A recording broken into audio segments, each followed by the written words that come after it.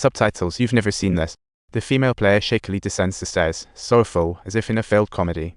In fact, it's all part of a secret plan by the gang leader. From the moment the conflict started, Little Black's fate was sealed. The good guys can be such a double. After he finished using his stash, this guy disregarded his innocent wife and the toddler. He just tossed the lit cigarette on the table and boldly opened the door.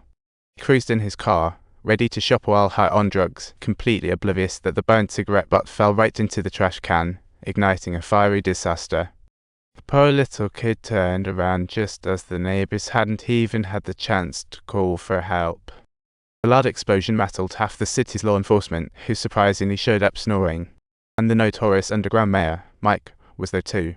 At first, they thought it was just a simple accident, until Brother Carl noticed some flames that hadn't been put out, and screamed, "Call the firefighters now." As everyone's anger boiled over, oh no, the plot thickened in this dramatic performance. Hey, where is it? Damn it, because under that extinguished fire on the ground, it was the burnt remains of a child not even 3 years old, charred and with a terrified expression. Talk about a tragic twist, especially since the owner Kenny had just gotten out of prison like it was a So, the 3-year-old wasn't his flesh and blood, prompting the angry sheriff to call it premeditated murder. He wished Kenny wouldn't see the light of day, so he ordered the SWAT to take him out on sight. But oddly enough, the SWAT team took down 2 of Kenny's hideouts without a trace of him, and one of their own got hurt in the process. Even after the furious captain took down all the drug dealers, they still couldn't find him. With other missions at hand, the SWAT folks had to push this one to the back burner. So, Mike had to call in the gang to help, but only he knew that making deals with criminals would lead to even bigger problems down the road. But now, he still had to do a favor for the cops. So he sought out the 2 major gangs and informed them that once Kenny was in jail, the matter would be settled. Mike drove back to the office, only to find Kenny sulking downstairs begging for help. How clever. Kenny told Mike that the explosion was purely an accident, and he really loved his wife and kid. Now, he realized that only death could set him free, and he sought out Mike just to escape the torture. Seeing Kenny's sincere face, Mike said, "There's only one way to die with dignity. Turn yourself in, and I'll make sure you get arrested."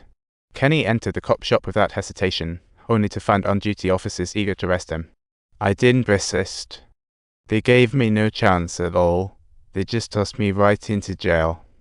Upon hearing the news, Mike was ready to blow a gasket. What a bunch of idiots. Now powerless, Kenny was put in a gang-filled cell, black and white alike, all aiming to kill him for their boss. Subtitles. He seemed to turn into a street rat, despised by everyone until his very last breath. The next day, the black gang leader, thinking he completed the mission, told Mike, "Your boy wants some sweets." What? He actually gave them cookies. "I didn't do that." They could care less. Congo and white slaves treated this like a barter. Mike had a decent rapport with the black gang. He found an excuse to stall, but the white gang was no walk in the park. "That's correct. I'm calling you, not asking you and telling you." Listening to the white gang leader's arrogant tone, Mike's blood began to boil, and he kicked the door down. "What were you thinking?" Puzzled, he thought to himself, "This guy sure is a rarity." In his office, Mike grabbed the nearest oil barrel. The boss, seeing Mike storm in, instantly fumed and thought, "What's he doing here? If it weren't for me, who'd let you profit for free?" Mike said before turning to leave. Meanwhile, he had no idea that those gangsters were about to ruin his reputation. A black inmate didn't expect to invite a fully armed SWAT team while washing his underwear. Next, the officers pulled out tranquilizer guns and pepper spray, starting to attack this innocent guy. And it didn't stop there. The next day, they shoved him into solitary, even dropping a surprise in his lunch. Hearing the officers' taunts, the inmate was furious but obeyed. He handed the messed up ball back. No pity for him, it's all his fault. The day before, the black gang took out the worst inmates at the underground mayor's request. Little did Mike know, the gang came next day over this.